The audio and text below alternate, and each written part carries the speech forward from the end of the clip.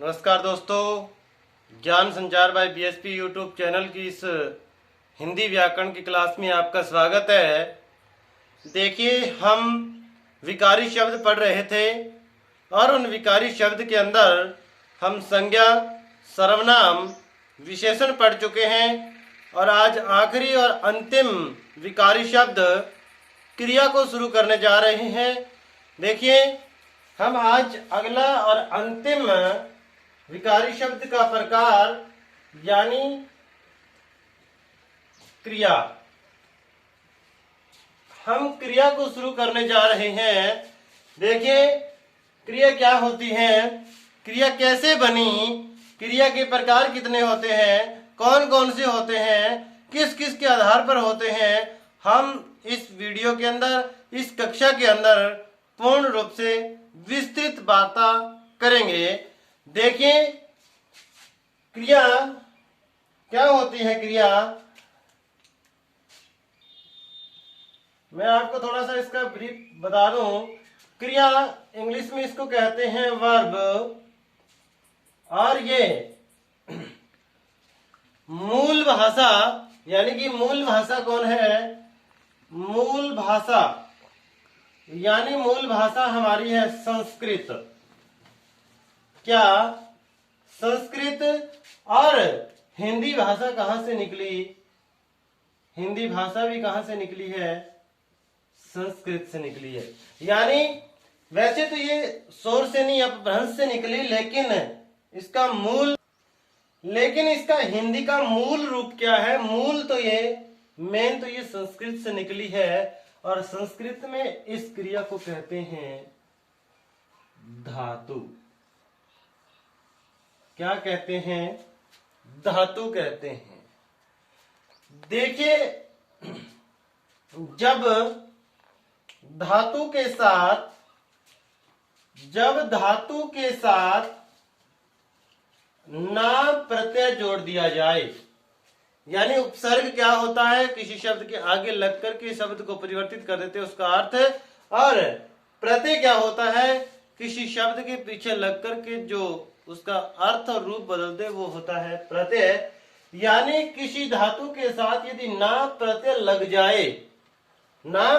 जाए तो वो शब्द बनता है धातुना। क्या? धातुना। और इसी धातुना को हिंदी व्याकरण के अंदर कहते हैं क्रिया।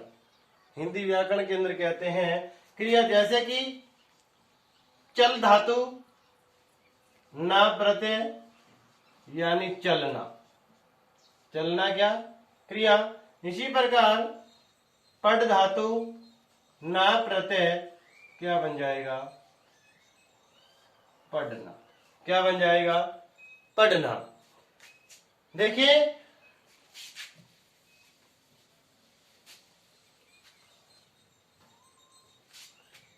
मैं इसके संक्षिप्तीकरण की बात करूं तो देखिए, धातु के साथ ना, धातु के साथ ना प्रत्यय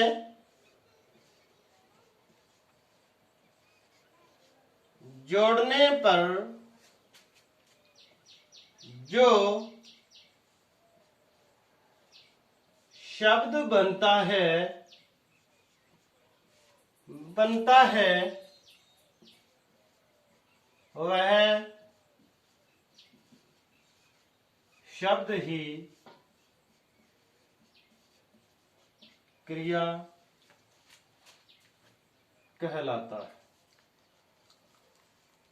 क्रिया शब्द कहलाता है। ये तो था मूल भाषा की धातु पर निर्भर तथ्य। अब देखिए, इसकी परिभाषा क्या लिखेंगे हम। जब हम क्रिया की परिभाषा लिखेंगे तो क्या आएगा?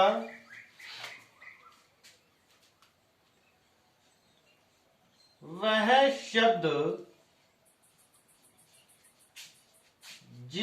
द्वारा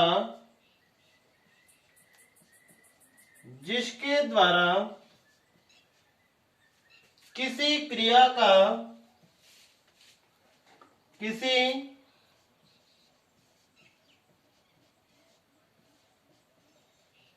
का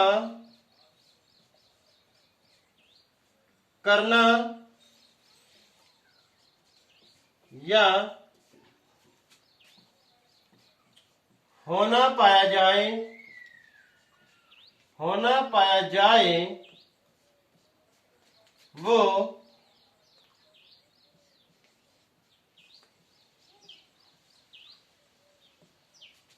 क्रिया कहलाती है। यानी कि वह शब्द जिसके द्वारा किसी क्रिया की जगह आप लिखें किसी कार्य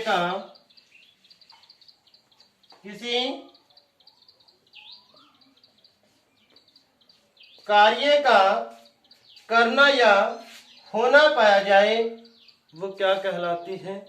वो क्रिया कहलाती है। वो क्या कहलाती है? वो क्रिया कहलाती है।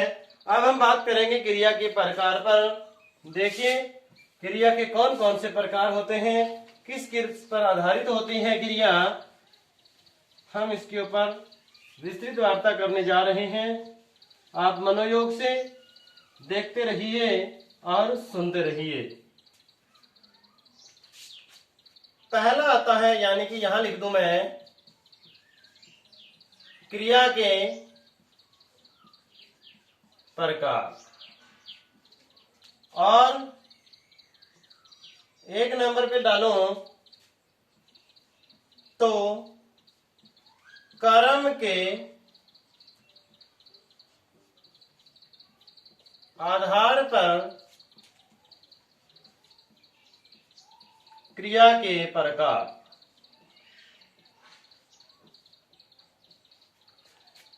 कर्म के आधार पर क्रिया के प्रकार कितने होते हैं? 2 होते हैं। कितने होते हैं? 2 होते हैं। देखिए कर्म के आधार पर क्रिया के 2 प्रकार कौन कौन से होते हैं। एक होता है अकर्मक और एक होता है सकर्मक। देखिए इसके अंदर अ उपसर्ग जुड़ा हुआ है और इसके अंदर स उपसर्ग जुड़ा हुआ है। अ का मतलब यानी अ को लेते हैं हम रहित के अर्थ में और स को लेते हैं हम सहित के अर्थ में। अ को हम लेते हैं रहित के अर्थ में और स को लेते हैं हम सहित के अर्थ में। देखिए यानी कि रहित है कर्म से, ऐसी क्रिया जो कर्म से रहित है और ऐसी क्रिया जो कर्म सहित है। ऐसी क्रिया जो कर्म रहित है वो अकर्मक क्रिया कहलाती है और ऐसी क्रिया जो कर्म सहित है सकर्मक क्रिया कहलाती है। अब हम इसके ऊपर देखिए एक स्ट्रक्चर बनता है, इसकी पहचानने की मैं बताता हूं। देखो वाक्य के अंदर क्या क्या आता है। कर्ता पूछा जाता है, इसके बाद कर्म आता है और इसके बाद क्रिया आती है। इसके बाद क्रिया आती है। ये पूरा वाक्य का स्ट्रक्चर होता है। ये वाक्य का स्ट्रक्चर होता है। देखिए क्रिया का प्रभाव ठीक अपने से पहले वाले शब्द के ऊपर पड़ेगा। क्रिया का प्रभाव ठीक अपने से पहले वाले शब्द पर पड़ेगा। देखिए जब क्रिया का प्रभाव कर्ता पर पड़े, डायरेक्ट सीधा क्रिया का सीधा प्रभाव कर्ता पर पड़े, यानी कि उसमें क्या नहीं होगा, उसमें कर्म नहीं होगा। क्यों? यदि कर्म होगा तो क्रिया का प्रभाव कहां पड़ेगा? कर्म पर पड़ेगा। यदि ये नहीं होगा यानी कर्म नहीं होगा तो क्रिया का सीधा प्रभाव कहां पड़ेगा? कर्ता पर। और जब ऐसी परिस्थिति आएगी, ऐसी स्थिति आएगी तो वो क्रिया कहलाएगी अकर्मक। वो क्रिया कहलाएगी अकर्मक क्रिया। और जब क्रिया का प्रभाव सीधा कर्म पर पड़े, क्रिया का प्रभाव सीधा कर्म पर पड़े, तो वो क्रिया कहलाती है सकर्मक। वो क्रिया कहलाती है सकर्मक। वो क्रिया कौन सी कहलाती है? सकर्मक कहलाती है। देखिए, अब हम अकर्मक सकर्मक के ऊपर और विस्तृत वार्ता करेंगे।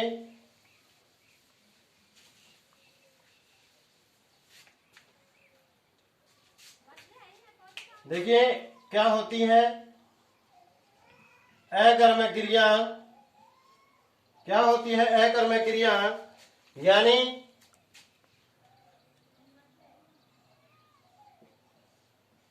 क्रिया का प्रभाव कर्ता पर पड़ता है और कर्म प्रयुक्त नहीं होता। कर्म प्रयुक्त नहीं होता। यानी अकर्मक क्रिया क्या होती है? क्रिया का प्रभाव यदि सीधा कर्ता पर पड़े और जिसके अंदर कर्म ना हो, वो क्रिया अकर्मक। जैसे सोना, नहाना,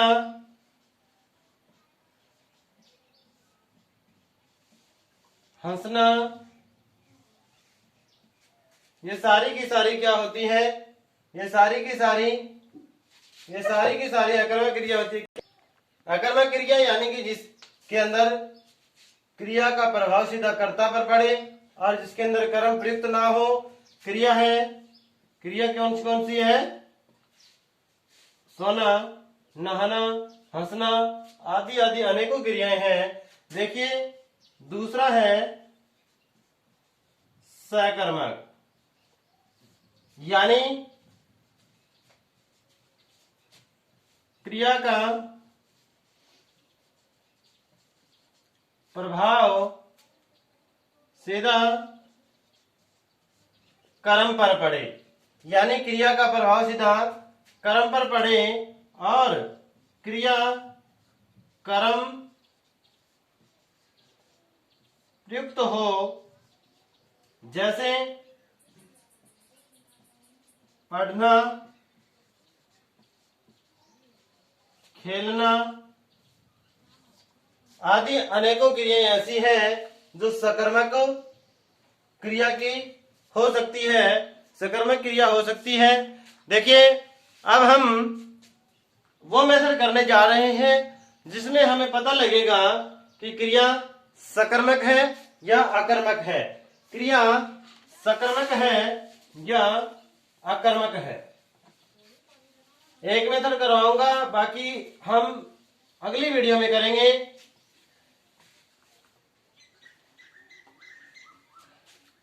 देखिए मेथड है, पहले मैं क्वेश्चन पुट कर देता हूं। निम्न में से कौन सी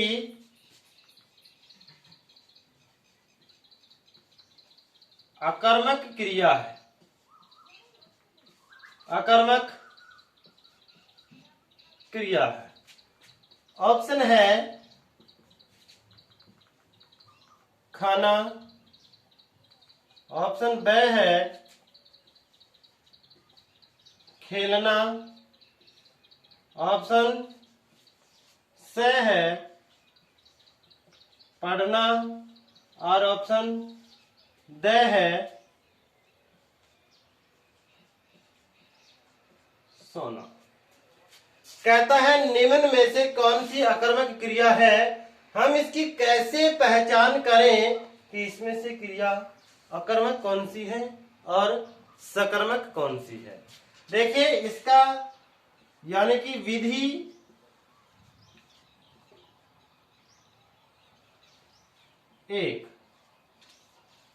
एक विधि क्या कहती है? हम क्या से प्रश्न बना लेंगे। क्या